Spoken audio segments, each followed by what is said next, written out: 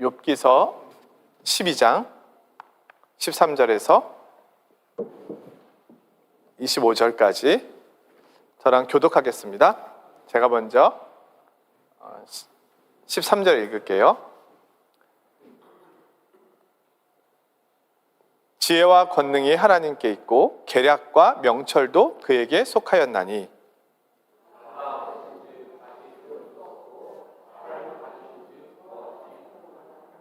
그가 물을 막으신즉 곧 마르고 물을 보내신즉 곧 땅을 뒤집나니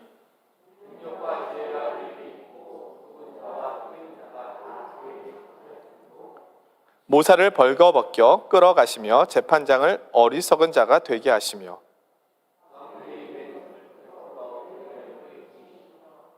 제사장들을 벌거벗겨 끌어가시고 권력이 있는 자를 넘어뜨리시며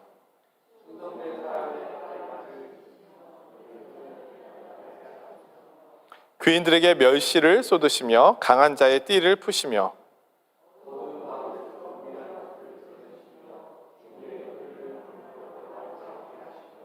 민족들을 커지게도 하시고 다시 멸하기도 하시며 민족들을 널리 퍼지게도 하시고 다시 끌려가게도 하시며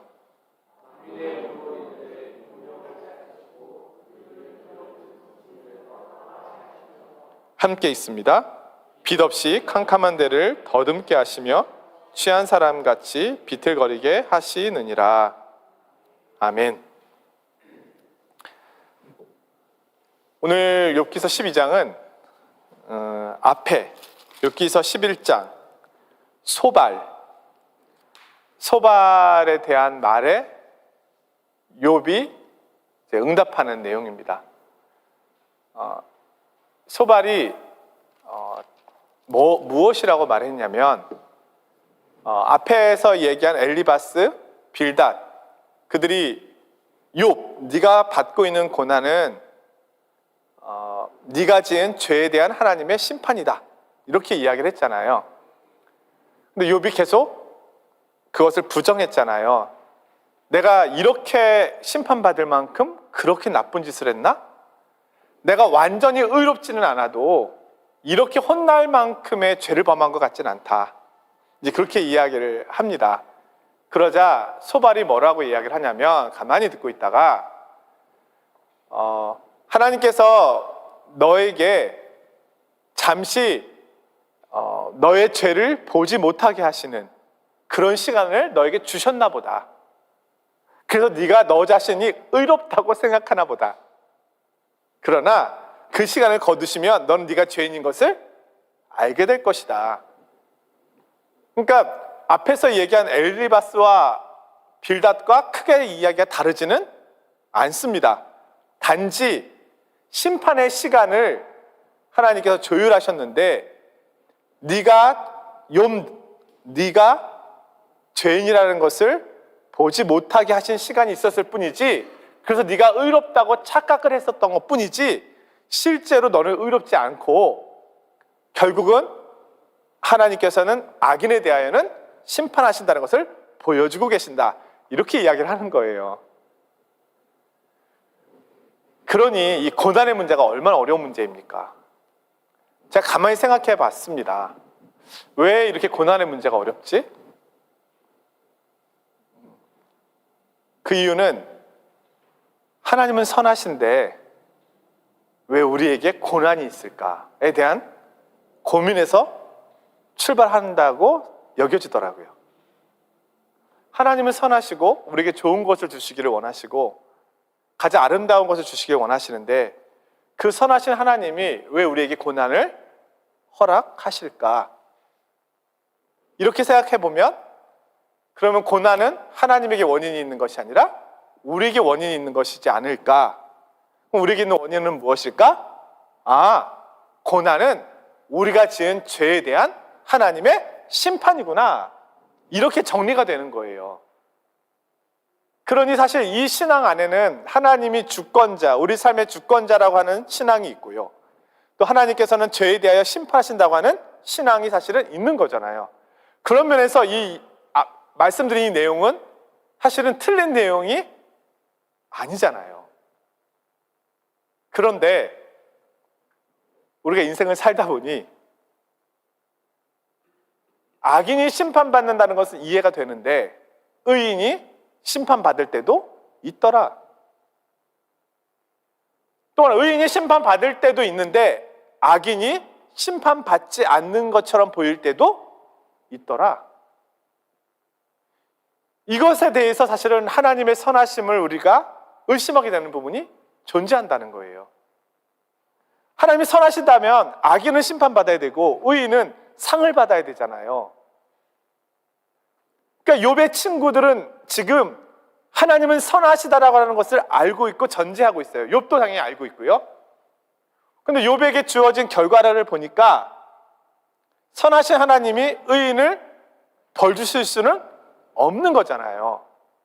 그래서 사실 이 욥의 새 친구인 엘리바스 빌다 소발은 하나님을 변호하고 있는 거예요. 어디 하나님 앞에 하나님 선하셔. 네가 심판받는 건 네 죄 때문이지. 어떻게 선하신 하나님이 너에게 그런 심판을 주시겠어? 하나님 절대 그럴 수 없는 분이야. 이렇게 얘기하고 있는 거예요. 세상 법정에서는 이것이 맞아요. 당연히 그래야 되잖아요. 물론 공정한 재판을 하지 못할 때도 있지만 공정한 재판을 목적으로 한다면 당연히 의인은 죄가 없어야 되고 상을 받아야 되고 악인은 벌을 받아야 되죠. 근데 누구보다 공의로우시고 정의로우신 하나님이 인간을 다루시는 인간 세계에서 악인이 번창할 때가 있고 의인이 벌을 받을 때가 있더라. 엘리바스 빌다 소발의 하나님을 향한 변호가 한계가 있다는 거예요. 하나님을 지키려고 애썼지만 하나님을 지키려 보다 보니 누구를 정죄하게 돼요? 죄 없는 욥을 정죄하게 되는 거예요. 하나님에 대한 지나친 열심이 형제에 대한 정죄와 책망으로 이어진 거예요. 우리가 알고 있듯이 하나님의 계명의 핵심은 무엇입니까? 하나님 사랑과 이웃 사랑. 근데 하나님을 사랑하는 열심이 너무 커서 이웃을 정죄의 자리로 몰아버린 거예요. 이것은 하나님 사랑의 바른 방법은 아니었다는 거예요. 거기에는 하나님에 대하여 알지 못하는 지식, 또 알지 못하는 하나님의 섭리에 대한 이해가 있다는 거죠. 욥기는 그런 면에서 오늘 우리에게 우리의 시야를 넓혀주는 거예요. 제가 오늘 금요기도에 오기 전에 아시안컵 축구대회 축구를 보면서 왔습니다. 관심 없으신 분들도 많으실 텐데 해외에 살다 보니까 더욱더 한국 경기에 관심을 갖게 됐습니다. 우리나라랑 호주랑 16강에서 붙었습니다. 8강이죠. 봤어요, 목사님? 안 봤는데 더 잘 아시네. 8강에서 붙었어요. 한 골을 먼저 먹었어요. 이렇게 끝나나? 후반전 에디셔널 타임 몇 분 남겨놓고 손흥민 선수가 페널티킥을 얻었어요. 황희찬 선수가 그거를 넣었어요. 1대1 연장전에 들어갔어요. 이번에는 황희찬 선수가 프리킥을 얻어냈어요. 손흥민 선수가 프리킥을 차 넣었어요. 저 스포하는 거 아니에요. 이미 끝난 경기예요. 끝난 거니까 스포 아니죠. 2대1로 호주를 이기면서 4강에 올라가게 됐어요. 막 저도 모르게 막 박수치고 막 운전하다 말고 박수치고 이겼다. 축구가 왜 재밌을까요? 사실은 축구는 이변이 많아요. 물론 잘하는 팀이 늘 이기는 것이 일반적이긴 하지만 10번 중에 한 번은 못하는 팀이 잘하는 팀이 이겨요. 그래서 그런 얘기가 나와요. 공은 둥글다. 공이 어딜 튈지 모르는 거예요. 그래서 사실 영원한 강자가 존재할 것 같지만 영원한 강자도 질 수가 있다. 또 영원한 약자도 이길 수가 있다. 이것이 축구의 재미잖아요. 그것이 이번 아시안컵에 나타나고 있거든요. 사실 우리가 알 수 없을 때가 있어서 흥미로운 거예요. 근데 이 고난의 문제가 사실 우리가 알 수 없는 부분이에요.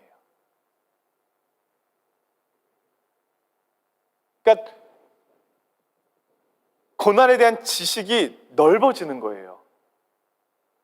오늘 지금 12장에서 욥이 뭐라고 얘기해요? 함께 읽지 않았지만 12장 1절에 욥이 이렇게 얘기해요. 너희만 참으로 백성이로구나. 너희가 죽으면 지혜도 죽겠구나. 아주 이제는 엘리바스 빌다 소발과 욥은 적대 관계예요. 야, 너희만 지혜롭냐? 너희가 말한 것만 옳으냐? 너희가 없으면 이 세상 지혜는 다 사라지겠다. 그렇게 얘기하는 거예요. 그러면서 욥이 자신의 고난에 대하여 변호해요. 어떻게 변호하냐면 오늘 우리가 읽은 내용이에요. 13절부터 25절까지 어떤 내용입니까? 지혜와 권능이 하나님께 있고 계략과 명철도 그에게 속하였다. 사실은 나도 나의 고난의 이유를 알고 싶다. 그런데 내가 생각하고 살펴보니 내가 이렇게까지 하나님 앞에 심판받을 정도로 잘못한 것 같지는 않은데, 죄를 지은 것 같지 않은데 나에게 이런 고난이 있는 거 보니 고난은 신비로운 것인가 보다, 이렇게 이야기하는 거예요. 그러니까 사실은 이 고난을 통해서 욥의 고난에 대한 이해가 넓어졌어요. 그래서 이렇게 얘기하잖아요. 그가 허르신 즉 세울 수 없고 사람을 가둬신 즉 놓아주지 못하느니라 하면서 그의 지혜에 대해서 계속 이야기를 하거든요.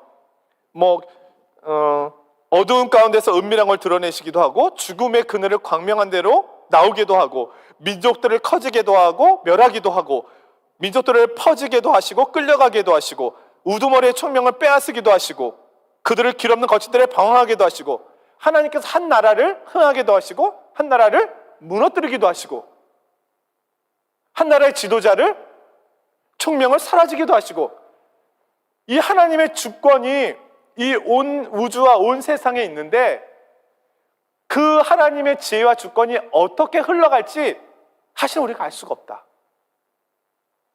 그와 마찬가지로 나의 고난도 사실은 왜 이런 고난이 왔는지 내가 알지 못한다. 이런 이야기를 하는 거예요. 누가 더 지혜로운 자인가요? 고난당한 욥이 지혜로운 거예요. 물론 거칠게 친구들에게 말하고 있긴 해요. 그러나 그의 말이 사실은 맞잖아요. 우리가 젊었을 때 그런 이야기 하잖아요. 해외 나가서 살아봐. 세상은 넓어. 응? 그래서 교환학생으로 오는 우리 유학생들도 많고 또 해외 유학 오는 친구들도 많잖아요. 또 부모님들이 해외로 보내려고도 하잖아요. 선진국, 잘 사는 나라, 이왕이면 많은 나라들이 있지만 보고 배울 수 있는 그런 기회를 갖도록 보내잖아요. 왜 보내나요? 집에 있으면 부담스러워서? 꼴 보기 싫어서? 나가! 뭐 이런 겁니까? 아니잖아요. 돈도 대주고 비행값도 대주면서 보내잖아요. 넓은 세계를 보고 와. 우물 안에 갇혀있지 말고 넓은 세계를 좀 봐. 그래서 그 많은 물질과 시간을 투자하는 거 아닙니까? 프랑스에 와서 불어도 배우고 이 어려운 언어를 배우고 어려운 학업도 하고 왜 그렇게 합니까? 넓은 세계를 좀 보고 와. 내가 알고 있고 내가 배웠고 내가 경험했던 것이 대한민국 안에서 전부였던 것 같은데 넓은 세계로 와서 보니까 아닌 것이 너무 많은 거예요. 아, 이렇게 느리게도 살 수 있구나. 행정이 이렇게 느려도 되는구나. 뭐 단점도 있지만 생명을 굉장히 소중하게 여기는구나. 사회주의적인 시스템이라는 것이 이런 시스템이구나. 가난한 자들과 어려운 자들, 그들을 향한 복지를 굉장히 우선순위를 두는구나. 우리가 볼 때 여러 가지들을 또 보고 배우게 되는 것들이 있잖아요. 또 프랑스의 예술과 문화가 얼마나, 예술의 도시 파리, 프랑스로 하는 이유, 그림 하나, 뭐 데코레이션 하나, 와, 이것이 굉장히 수준 높구나. 문학 작품 하나, 이들이 쓰는 이 문학 작품, 이 고민, 삶에 대한 고민, 인생에 대한 고민, 그것이 얼마나 깊어요. 그래서 막 노벨 문학상 타는 사람들도 나오고 우리가 많은 걸 보게 되잖아요. 그러면서 우리의 지식이 넓어지잖아요. 그럼 이 지식이 넓어진다는 게 뭡니까? 다른 사람에 대한 이해가 깊어지고 삶에 대한 이해가 깊어지고,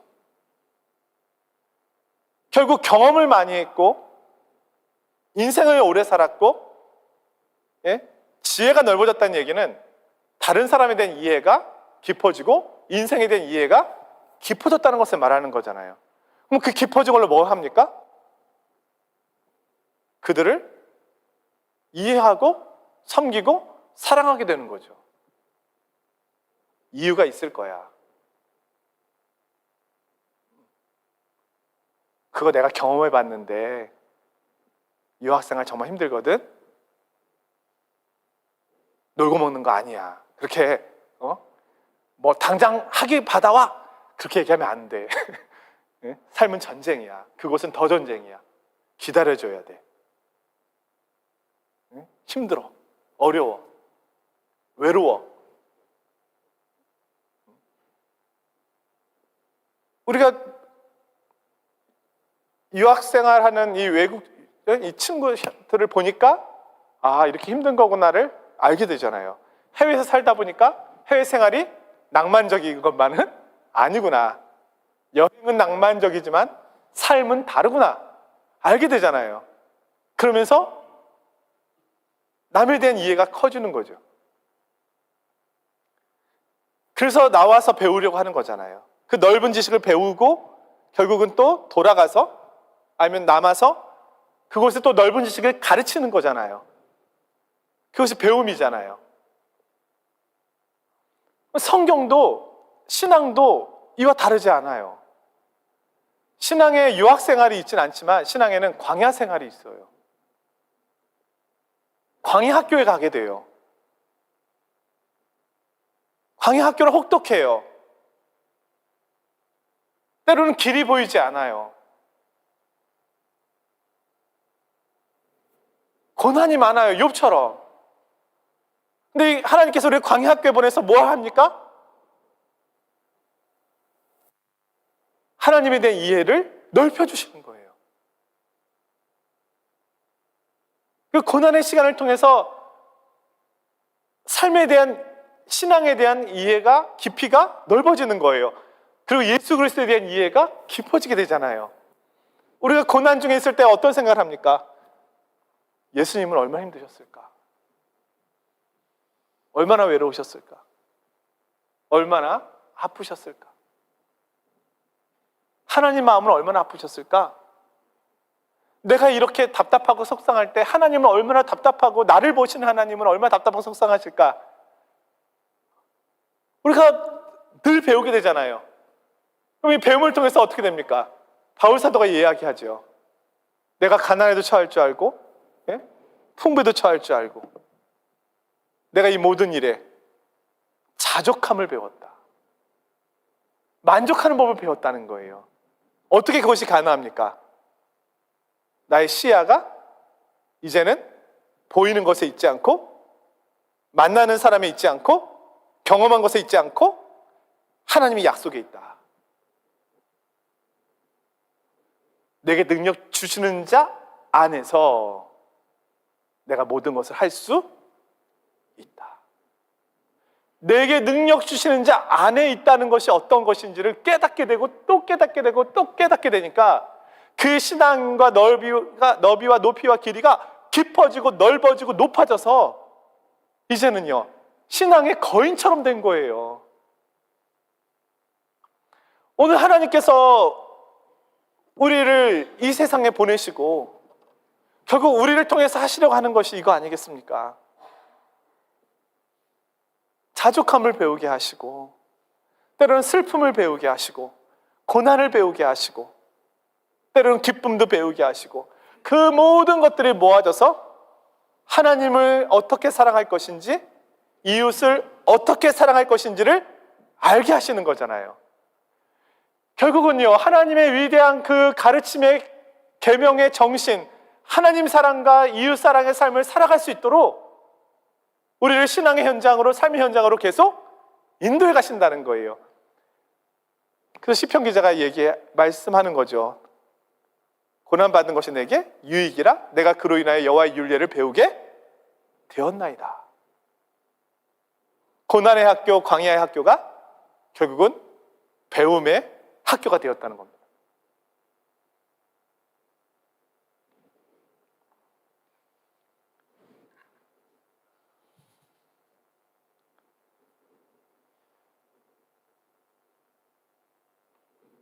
그래서 우리는 욥을 통해서, 욥기서를 통해서 이 고난의 신비와 너비에 대해서 알게 된다는 겁니다.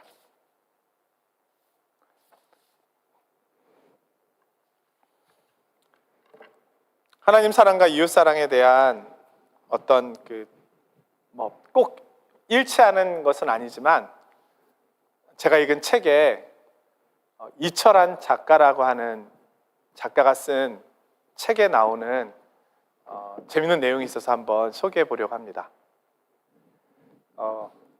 이철한 작가에게는 봉구라고 하는 친구가 있어요. 이름도 재밌네요. 봉구. 불어 이름 같기도 하고, 봉구. 예? 이 봉구라는 친구와 함께 시장에 갔어요. 그랬더니 할머니 한 분이 강아지 6마리를 데리고, 새끼 강아지 6마리를 팔고 있었어요. 근데 4마리가 팔리고 2마리만 있었어요. 할머니가 이제 6마리였는데 4마리는 다 팔리고 2마리만 나왔는데 1마리 사가슈, 이렇게 이제 얘기하는 거죠. 할머니한테 물어봤어요. 할머니, 그러면 이 강아지들이 혹시 예쁜 순서대로 팔려나가나요?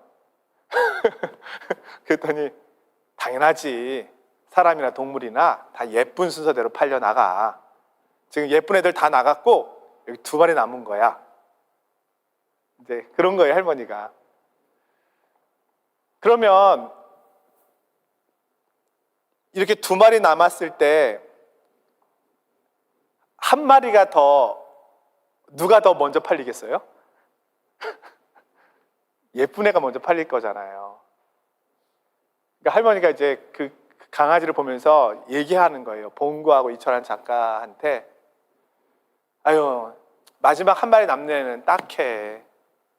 못생겼다고 선택받지 못하는 게 마음이 좀 그래. 이렇게 이야기를 하는 거예요.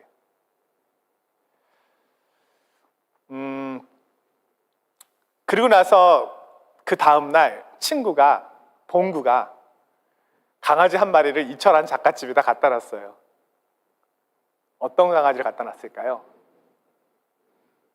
2마리 중에 예쁜 애를 갖다 놨을까요? 안 예쁜 애를 갖다 놨을까요? 편지에다가 글을 써왔어요. 봉구 다녀간다.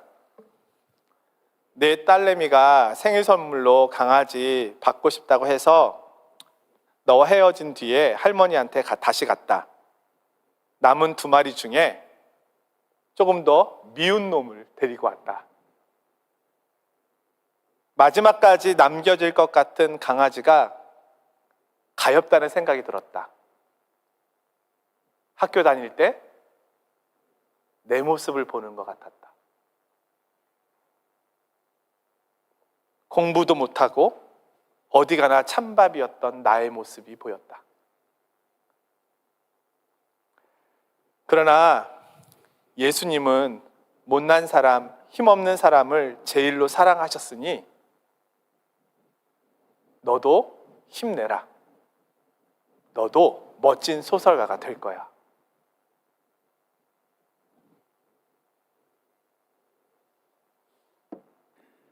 인생을 산다는 것은 커지는 겁니다.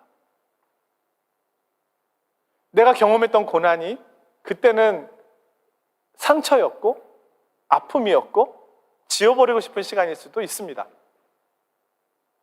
그러나 하나님 안에서 생각해 보니까 사실은 그 고난이 남을 더 이해하기 위한, 나를 더 성장시키기 위한, 상처받은 영혼들의 아픔을 더 알게 하기 위한 과정일 수도 있는 겁니다.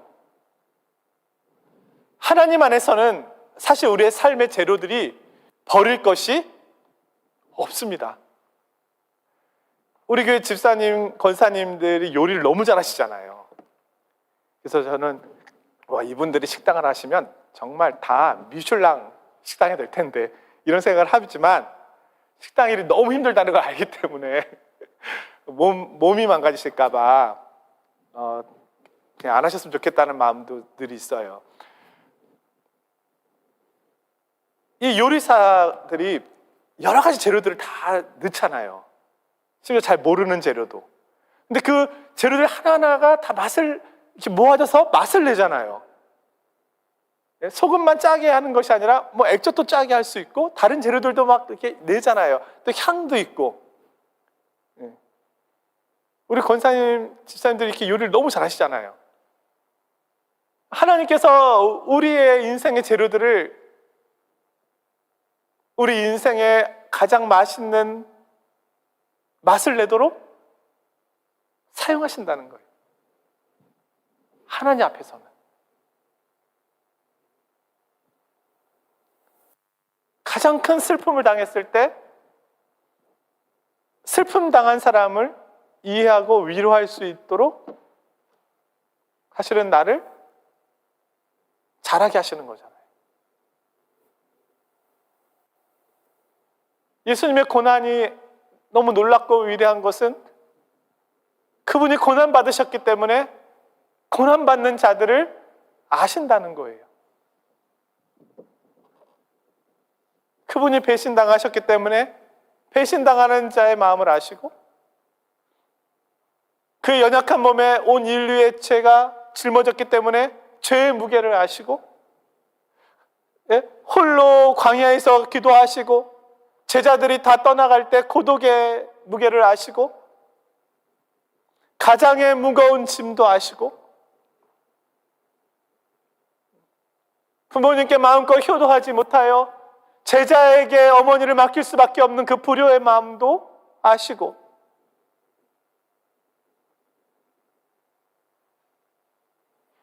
병든 자, 귀신 들린 자, 연약한 자 그들의 모든 형편들을 우리 주님께서 짊어지셨기 때문에 아신다는 거예요.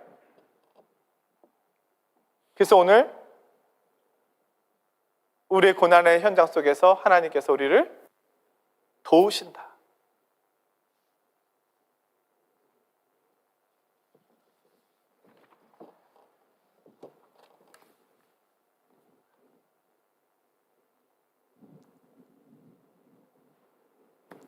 만약에 우리에게 고난이 없었다면, 고난이라는 것이 없었다면 어떻게 될까요?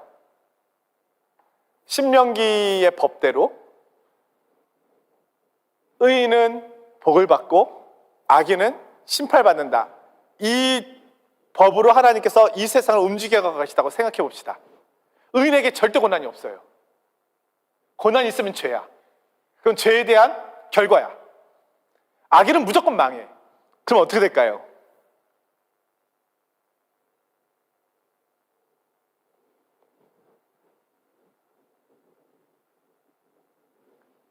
의인은 교만해질 거예요. 저럴 줄 알았어. 설치더라고. 회개해야 되는데 안 했잖아. 아니, 저럴 줄 알았어. 저럴 줄 알았어. 날 봐. 이 어깨가 하늘로 막 올라갈 거예요. 막. 서열화될 거예요. 저분은 정말 의인이신가 봐. 복 받은 거 봐. 복 받은 거 봐. 아이고. 나는 설 곳이 없어. 나는.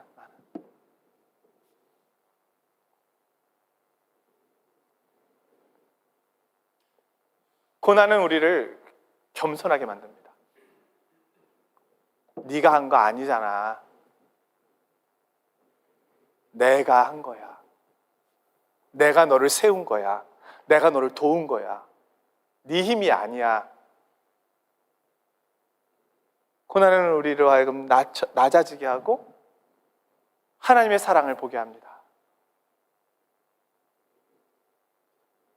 그리고 죄인은요, 주님께 나아가게 하십니다. 우리를 만져주시고 치유해 주시고 가장 못난 나를 먼저 찾아오십니다.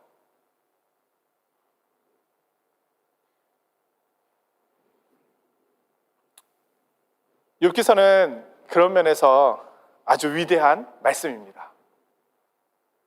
우리의 고난에 대한 시각, 인생에 대한 시각을 한없이 넓혀줄 수 있다는 거죠. 그리고 결국 이 말씀은 그리스도에 대한 시각을 우리에게 넓혀줍니다.